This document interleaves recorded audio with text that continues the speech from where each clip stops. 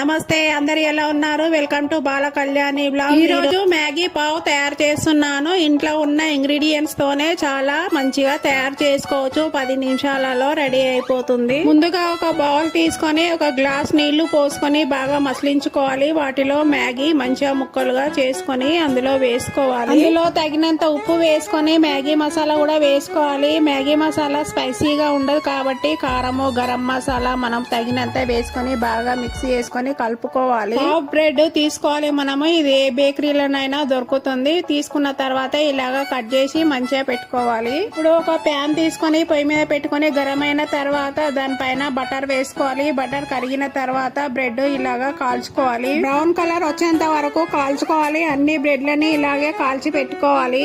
ఇవి కాల్చిన తర్వాత ఆనియన్ గానీ టమాటా గానీ రౌండ్ గా ముక్కలు కట్ చేసి పెట్టుకోవాలి. బ్రెడ్ మధ్యలో పెట్టడానికి తింటుంటే చాలా టేస్ట్ వస్తుంది ఇలా పెట్టుకుంటే.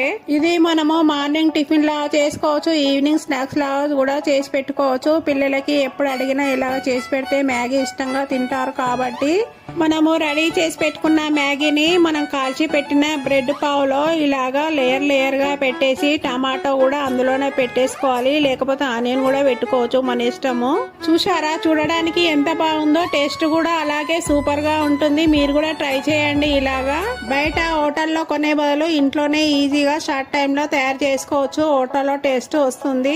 పిల్లలకి బర్గర్లు, పిజ్జాలు అంటే చాలా ఇష్టం కాబట్టి ఇలాంటి స్నాక్స్ చేసి పెడితే చాలా సంతోషంగా తింటారు.